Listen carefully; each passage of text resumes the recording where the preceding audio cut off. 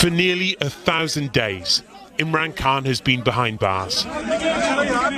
He says it's the people now in power in the country he once led who are keeping him there, even as his health deteriorates.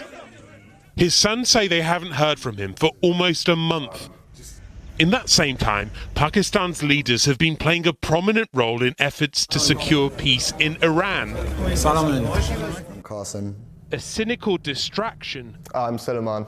the brothers say. They presented themselves as kind of peace brokers, but as recently as during the peace talks in Islamabad, our father actually, he got to meet his lawyer finally for the first time in months, and he decided to call off a protest that his party were going to hold. It would be a bloodbath. If he called for a mass protest, then he very easily could. The Pakistani army would come out in force and they'd open fire as they have in the past. So he's very wary of causing chaos in Pakistan and of what would be a bloodbath. World Cup winning cricket captain, Imran Khan found fame. For some reason, I always felt we were going to do it. And then he found power. One as a shrewd political campaigner, and then as Prime Minister. He now faces 100 charges, including corruption allegations he rejects as politically motivated.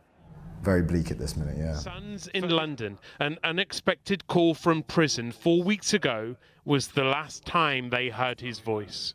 We just got a call out of the blue from a Pakistani number, unknown number, and Qasim picked it up and he spoke to someone who said, your father's on the line. It's all so slapdash, the whole process, and if we don't get it right, which has happened in the past, we don't get to speak to him, and then it's another 3-4 months.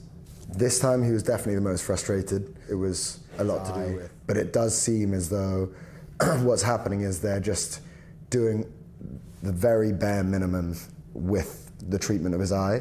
He said in that conversation that his vision had faded in one eye. Yeah, he said he's lost about 85% vision in his right eye, and he doesn't think that it will ever get back to normal. He spoke a bit about his conditions, so he's not allowed any books in prison. He's not allowed out of his cell apart from maximum 1 or 2 hours a day. One win that we were able to get a newspaper every day, so he is getting 1 newspaper per day. So he said he's reading a lot about random celebrity obituaries and things like that, which isn't exactly his usual reading material.